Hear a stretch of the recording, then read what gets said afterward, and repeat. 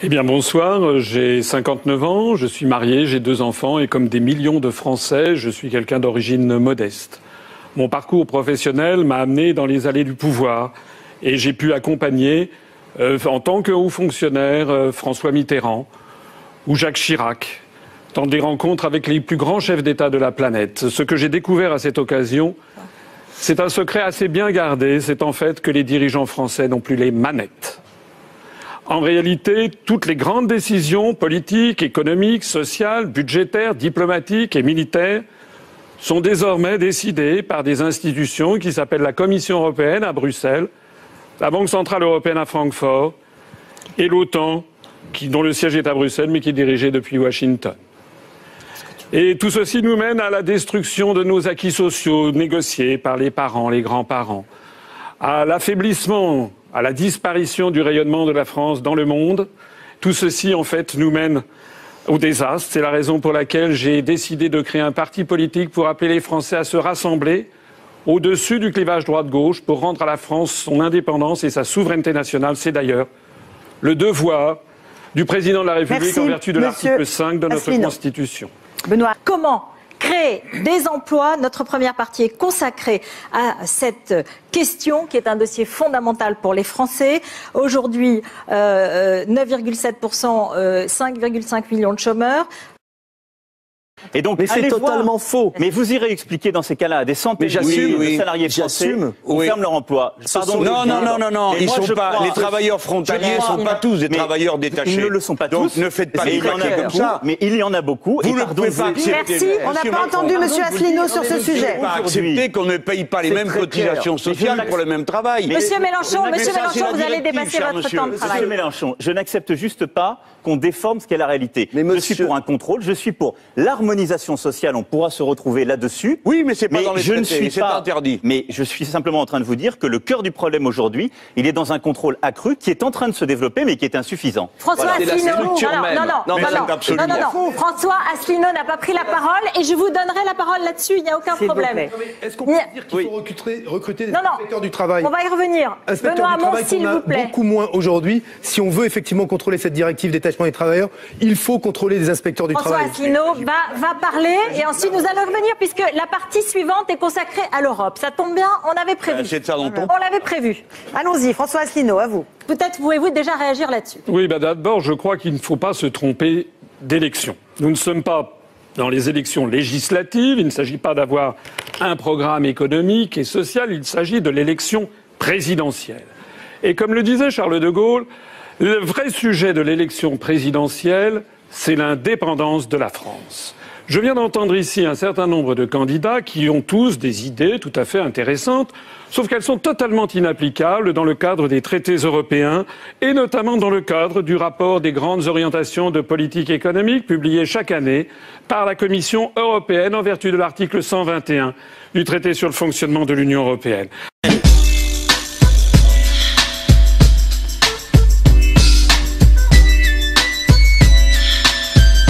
Alors, monsieur Dupont-Aignan, par exemple, propose de limiter les baisses de charges aux entreprises fabriquant sur le sol national. C'est évidemment interdit par les traités européens.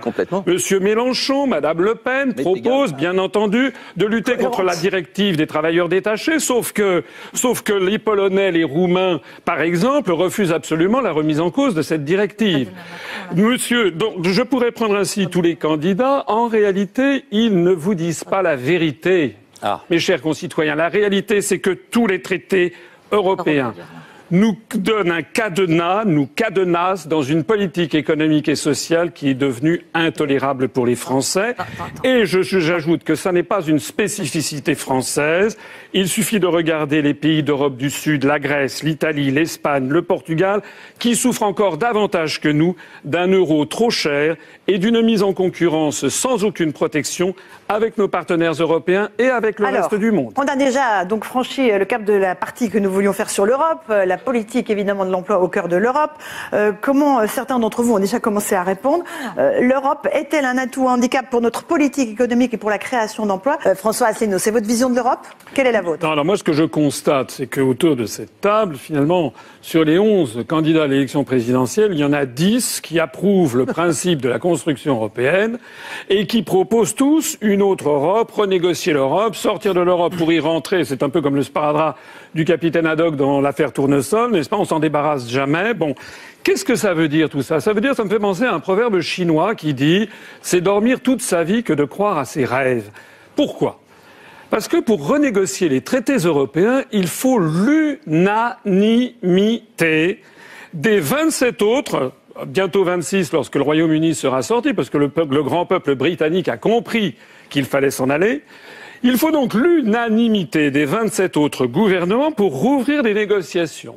Et donc rouvrir des négociations qui se sont sédimentées depuis 60 ans et on va leur demander, écoutez, soyez gentils, vous allez accepter de s'aborder vos intérêts nationaux pour nous en donner plus à nous les Français. Évidemment, non. Évidemment, les autres gouvernements diront non, en particulier sur la directive des travailleurs détachés et sur tout le reste. Et puis ça n'est pas tout.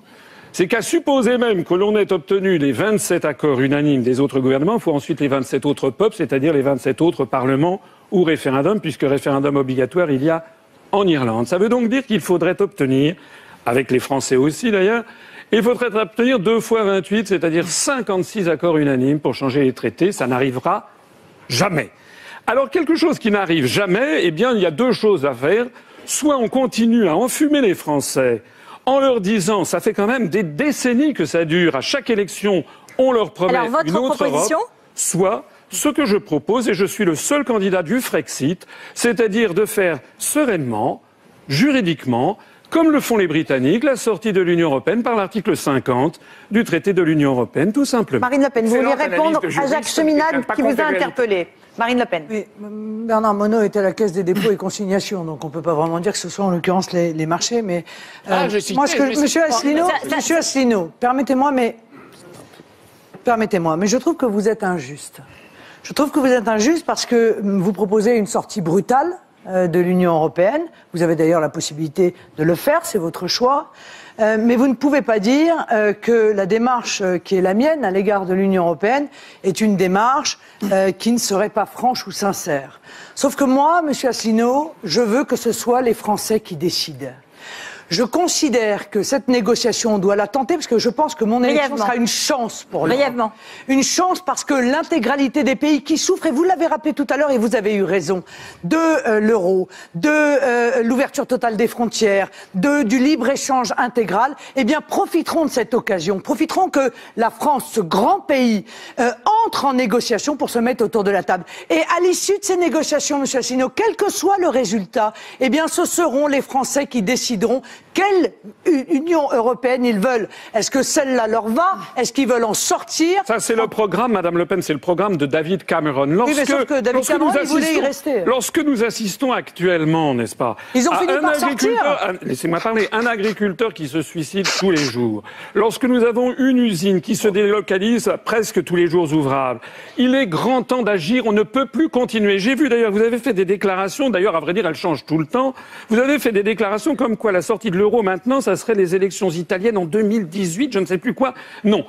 Moi, je ne propose pas de sortir brutalement. Je propose de mettre en œuvre l'article 50. Concluez, Monsieur Asselineau, s'il vous plaît. De mettre en œuvre l'article 50 qui va faire une entrée en négociation, justement ce que font les Britanniques, qui durera 2 ans maximum. Jean Lassalle. Et puis, au cours de ces négociations, nous arriverons en parfait accord avec nos partenaires européens à une sortie amiable, puisque tout le monde est d'accord sur cette façon de sortir de l'Union européenne. On se retrouve donc pour la seconde partie de ce débat sur CNews, BFM TV ainsi que RMC et Dailymotion. Dans les thèmes que nous allons aborder, comment protéger les Français notamment du terrorisme, comment assurer une démocratie exemplaire, comment moraliser la vie politique française et donc comment être un président exemplaire, ce sera dans un instant. Tout de suite, on va commencer par la lutte contre le terrorisme. La France a été particulièrement frappée depuis 2 ans par le terrorisme et nous ne sommes pas le seul pays en Europe. François Asselineau, est-ce que vous êtes d'accord à ce que vous venez d'entendre?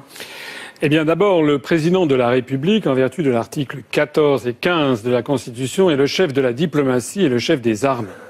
La première chose à faire, ce serait déjà de réhabiliter le budget du ministère de la Défense nationale, qui était de 3% du produit intérieur brut en 1981 et qui est tombé à 1,6%, de telle sorte qu'actuellement les armées sont maintenant quasiment en état de déshérence. Donc je prends personnellement l'engagement, à la fin du quinquennat, d'être remonté à 3% du produit intérieur brut pour le budget de la Défense nationale. Pourquoi faire ? Je suis d'accord également avec ce que disait M. Poutou tout à l'heure. C'est-à-dire que les traités européens, et en particulier l'article 42 du traité de l'Union européenne, place la France et l'ensemble des pays de l'Union européenne sous la tutelle de l'OTAN, donc sous la tutelle de Washington, puisque tout le monde sait que l'OTAN, en fait, est dirigée par Washington. C'est la raison d'ailleurs pour laquelle je propose non seulement de sortir de l'Union européenne afin de rétablir et de garantir l'indépendance nationale, puisque c'est le devoir du président de la République, mais aussi de sortir de l'OTAN, et il faut mettre en œuvre l'article 13 du Et dans la lutte contre le Nord. terrorisme, qu'est-ce que vous proposez? Et justement,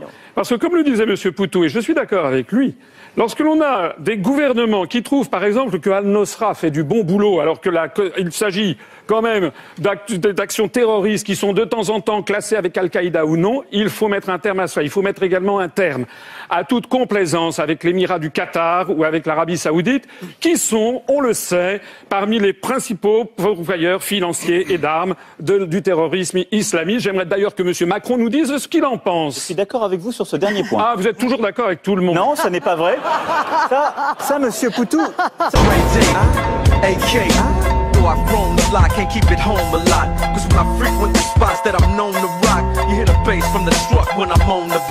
J'aimerais intervenir un instant, puisque M. Fillon a parlé des investissements du Qatar en France, simplement pour... En un mot. En un mot, ça sera l'article 63 du traité sur le fonctionnement de l'Union européenne, qui interdit toute restriction aux échanges de mouvements de capitaux, mais l'inverse n'est pas vrai.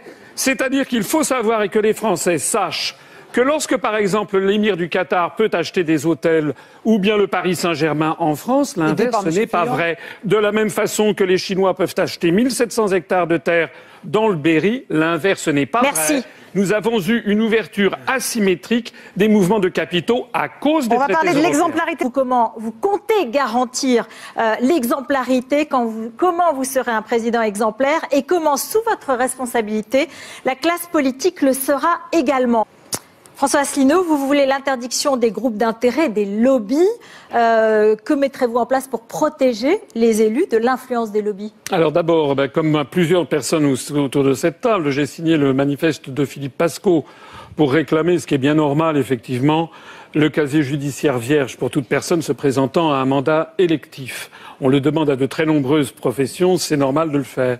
Je pense en fait que, comme le disent les Chinois, le poisson pourrit par la tête. Et pour moraliser la politique française, il faut déjà que le président de la République soit respectable. Il faut par exemple qu'il ne parte pas, n'est-ce pas, comment dirais-je, qu'il ne bénéficie pas de façon exagérée des avantages de sa fonction. Je pense par exemple qu'il n'a pas à se présenter, faire la une des magazines avec sa femme. D'ailleurs, si je suis élu président, ma femme sera la femme du président de la République. Elle restera discrète. Il n'y aura pas de first lady. Il n'y aura pas de first lady à l'américaine ou monarchique. Je pense aussi d'ailleurs... Elle restera à la maison? Non, elle fera sa profession. Elle aura sa profession. Nous n'aurons pas de traces monarchiques, ni nous ne verserons pas dans le showbiz. Et puis, je voudrais aussi insister sur un élément. Moi, je propose que les partis politiques ne puissent plus être financés par des banques. Parce qu'à partir du moment où les partis politiques sont financés par des banques, eh bien, ce sont les banques aussi qui leur donnent des instructions. Et vous me permettrez de donner ici, devant les Français, le fait que les Républicains ont 67 millions d'euros de dettes auprès des banques avec une situation nette négative de 29 millions d'euros. Je me demande comment M. Fillon, qui prétend redresser la France et ses finances, fait alors qu'il n'est même pas capable de gérer correctement le parti politique dont il est émané. Je ne suis pas responsable des Républicains, monsieur. Je voudrais signaler... J'ai essayé, mais je n'ai pas réussi à être élu. Très bien. Je voudrais signaler que le Front National a 9 millions d'euros de dettes auprès des banques, avec des fonds propres de moins 8 millions d'euros. Je voudrais signaler que M. Dupont-Aignan a 1,1 million d'euros de dettes auprès des banques, avec des fonds propres négatifs de 900 000 euros. Ce sont les comptes de la Commission nationale des comptes de campagne et des financements des partis politiques. Vous les avez inventés. Non, eh bien, allez les vérifier. Quant au Parti socialiste, il a 13 millions d'euros de dettes auprès des banques. Et puis, M. Mélenchon a fait un prêt, je crois, de 8 millions d'euros pour financer sa campagne électorale. Eh bien, moi, j'ai financement 0 € auprès des banques. Le parti politique que je préside, qui, soit dit en passant, a dépassé les 22 700 adhérents et qui connaît une croissance phénoménale en ce moment. S'il vous plaît. Eh bien, je suis très concret. Nous avons 0 € d'emprunt auprès des banques. Et si je suis élu, je demanderai qu'aucun parti politique ne puisse bénéficier de soutien bancaire de telle sorte que seuls les Français financeront leur propre parti politique. C'est terminé. Nathalie. François Asselineau, qu'est-ce que vous proposez pour moraliser notre vie politique? Pour démocratiser la politique, premièrement, je prends l'engagement formel de créer le référendum d'initiative populaire sur des questions validées par le Conseil constitutionnel préalablement, avec 500 000 signatures de citoyens constatées en mairie. Deuxièmement, j'instaurerai la reconnaissance du vote blanc de plein exercice, de telle sorte, c'est un système qui existe en Suède ou en Uruguay, que si lors d'un scrutin le vote blanc arrive en tête, eh bien le scrutin est annulé, reporté de 2 ou 3 mois, un délai à fixer par une loi organique, il est ensuite refait et les candidats qui participaient au scrutin annulé ont interdiction de se représenter à ce scrutin. Ça donne ainsi une valeur révocatoire au vote blanc. S'agissant de la Constitution, moi je voudrais que la Constitution de la Ve République fût respectée dans son origine. Or, elle a été très largement défigurée, la Constitution. Figurez-vous qu'il y a un article 68 dans la Constitution qui précise que le président de la République, qui précisait du moins 2 incriminations. Il y avait le crime de complot contre la sûreté de l'État, qui avait été donc rédigé par Charles de Gaulle, approuvé par 82% des Français. Et il y avait le crime de haute trahison du président de la République. Ces 2 incriminations, les Français ne le savent pas, ont été retirées de notre Constitution par des lois constitutionnelles en catimini entre la majorité et l'opposition, par la procédure du Congrès. Le crime de complot contre la sûreté de l'État a été retiré de l'article 68 par une loi constitutionnelle de juillet 1993, 9 mois après la ratification du traité de Maastricht. Et le crime de complot... Non. Excusez-moi, non. J'ai beaucoup de retard, donc je n'ai pas de raison d'avoir 3 minutes de moins que Mme Le Pen. Par ailleurs, le crime de haute trahison du président de la République a été annulé, a été enlevé de la Constitution par une réforme constitutionnelle de 2007. Ça n'est pas tout. L'article 4 de notre Constitution précise que les partis politiques français doivent respecter le principe de souveraineté nationale. Et la souveraineté nationale, c'est un des droits fondamentaux de l'homme qui découle de la Déclaration des droits de l'homme et du citoyen de 1789. Vous me permettrez de rendre hommage ici au fantastique discours de Philippe Séguin en 1992 à l'Assemblée nationale, où il disait justement... Il faut en finir, M. Asselineau. Non, j'ai encore du retard. Non, mais vous donnez vos propositions. Vous laissez parler tous les candidats. Je voudrais faire respecter le principe de la Déclaration des droits de l'homme et du citoyen de 1789, qui fait partie de notre bloc de Constitution. C'est-à-dire que ce rapport des grandes orientations de politique économique que je montrais tout à l'heure, et il semble que mes collègues, finalement, n'en tiennent pas compte. Ça passe sur eux comme l'eau sur les plumes du canard. Je suis désolé, ça, c'est inconstitutionnel. La France doit sortir de l'Union européenne. Merci. C'est la parole à François Asselineau. Ça suffit. Sur les services publics, Monsieur Asselineau, qu'est-ce que vous proposez exactement? Bien, moi, les services publics, je dirais, on va dire que j'y reviens. Mais oui, j'y reviens. Si les services publics sont actuellement démantelés, c'est sous la pression de l'Union européenne et en particulier...